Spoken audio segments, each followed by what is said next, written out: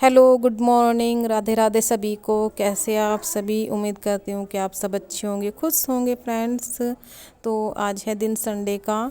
तो संडे के दिन क्या है कि बच्चे घर पे होते हैं, तो इसलिए काम भी बहुत ज़्यादा होता है। तो अभी मैं आपको जो है पूरे घर का हाल दिखा रही हूँ कि पूरे घर का हाल बच्चों ने क्या कर दिया है और किस तरह से पूरे घर में क्या है कि धूम मचा रखी है। देखिएगा कपड़े कहाँ कहाँ, किस तरह से सारा सामान कहाँ कहाँ पड़ा हुआ है, सब मैं आपको दिखाती हूँ। मैं जो है फ़र्स्ट टाइम जो है अपना मॉर्निंग बिजी रूटीन संडे का आप लोगों के साथ शेयर कर रही हूँ, इसलिए मैंने सोचा है कि काम तो होता ही रहता है हर संडे जो है, इतना ही काम रहता है, इससे ज़्यादा भी हो जाता है। तो आज हमारे यहाँ पे कौन आया है उनसे भी मैं आपको मिलवाऊँगी, क्योंकि हमारे यहाँ पे एक मेहमान आए हुए हैं और आप उनसे फ़र्स्ट टाइम ही मिलेंगे, इसलिए जो है मैं आपको उनसे भी मिलवाऊँगी। और आज जो है मैं आपको अपने जो फर्स्ट चैनल के बारे में बताऊंगी कि मैंने उसे क्यों छोड़ दिया, क्यों मैंने उस पर काम करना बंद कर दिया। मेरा जो फर्स्ट चैनल है लुक ऑल इन वन के नाम से, उसमें जो है काफ़ी मेहनत लगती थी, इसलिए मैंने जो है फिर देखा कि उसमें 2.5 से 3 घंटे का जो टाइम है वो कंटिन्यू काम करना पड़ता था, चाहे रात में चाहे दिन में, किसी तरह से।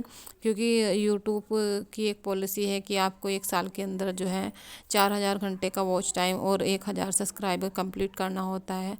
तो उसी हिसाब से क्या है कि मेरे 1,000 सब्सक्राइबर तो कंप्लीट उसमें हो चुके थे, बट जो वॉच टाइम है वो जो 1,600 घंटे के करीब हो गया था। लेकिन उसके बाद क्या हुआ कि जैसे ही 1 साल हुआ तो 1 साल के बाद जो है वॉच टाइम जो है अपने आप ही कम होने लगा।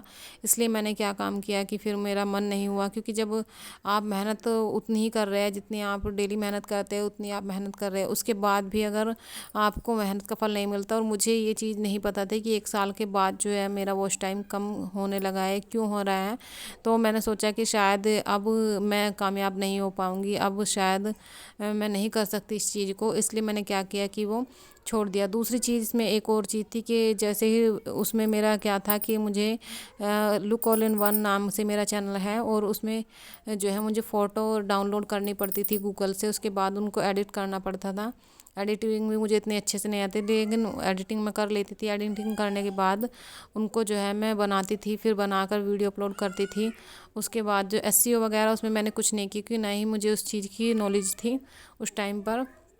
तो वो चैनल जो है मेरा काफ़ी अच्छा चल रहा था, बट उसके बाद जब मेरा वॉच टाइम कम होने लगा तो मैंने क्या किया, फिर मेरा जो एकदम मूड जो है वो एकदम ख़राब हो गया। मुझे बिल्कुल समझ नहीं आया कि ये क्या हो गया है मेरे साथ, कि वॉच टाइम जो है 3-3 4-4 घंटे एकदम से कम हो रहे हैं।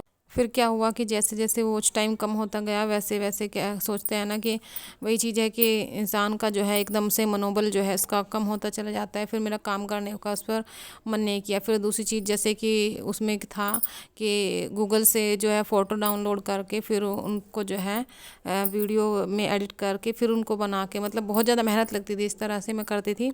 तो उसमें क्या है कि कॉपीराइट क्लेम भी आने लगे, तो फिर मुझे लगा ये तो बहुत ही बुरा हुआ, क्योंकि कॉपीराइट क्लेम अगर चैनल पर रहेगा तो उसमें क्या है कि अगर हमारा ओरिजिनल कंटेंट अपना नहीं है तो फिर तो कॉपीराइट क्लेम तो आने ही है। इसलिए मैंने क्या किया, फिर मैंने सोचा कि मैं अब अपना अपना चैनल बनाऊंगी, अपना उसमें सब कुछ रहेगा, अपनी आवाज़ रहेगी, अपना जो है डेली रूटीन कुछ भी, मतलब सब कुछ सारा अपना रहेगा, अपना कंटेंट रहेगा।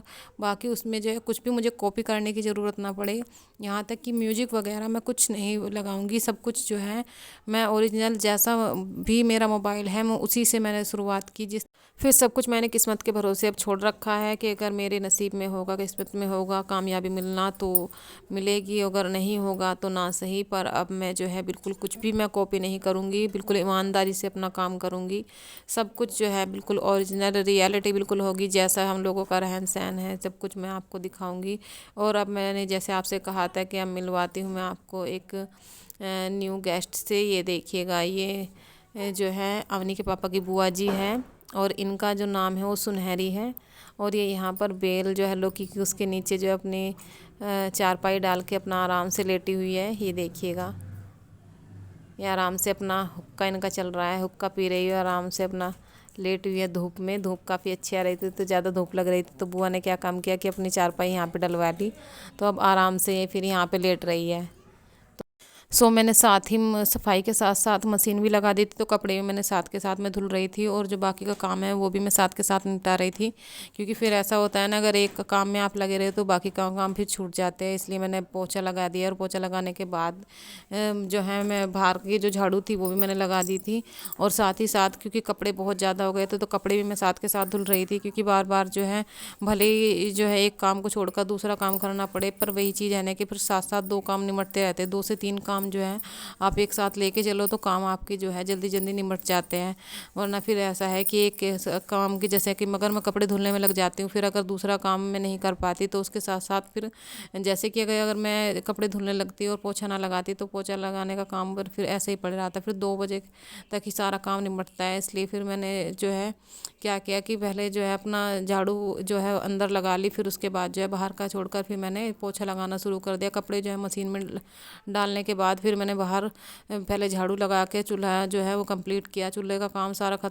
और अब सारा काम निपटाने के बाद जो है मैं आ गई हूँ कमरे में। और कमरे में आने के बाद उससे सबसे पहले मैंने क्या किया कि सारे कपड़े जो है अंदर ला कर रख दिए थे, जो भी धुले हुए सूख चुके थे कपड़े वो मैंने अंदर ला के रख दिए कि उनको जो है फिर फोल्ड करके उनको उनकी जगह पर रखेंगे।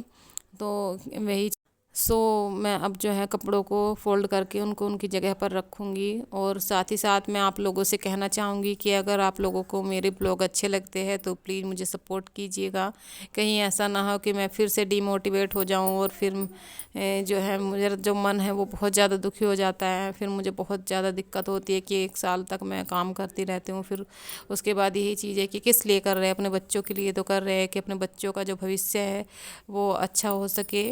वरना आप घर की हालत मेरे देख ही रहे हैं कि मेरे घर की ज़्यादा अच्छी हालत नहीं है और पैरों से भी मुझे कितनी दिक्कत है, कितनी परेशानी है। उसके बाद भी जो है मैं रेगुलर जो है अपना काम करती हूँ बिना किसी परेशानी के, बिना किसी शिकायत की।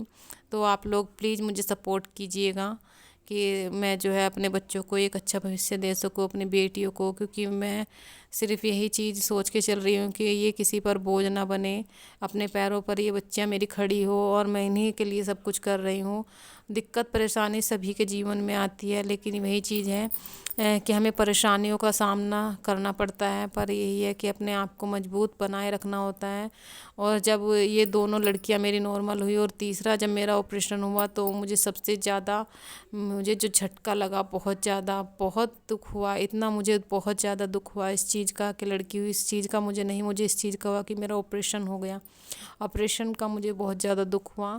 मैं आप लोगों को बताना चाहूँगी, ये चीज़ मैं शेयर भी नहीं करना चाह रही थी कि मुझे कितना ज़्यादा दुख हुआ। फ़िलहाल अभी मैं इस बारे में क्या ही बात करूँ। थैंक यू सो मच कि आप लोग मुझे इतना सपोर्ट कर रहे हो और आगे भी करेंगे। Thank you so much friend. मिलती हूँ आपसे नेक्स्ट ब्लॉग में। थैंक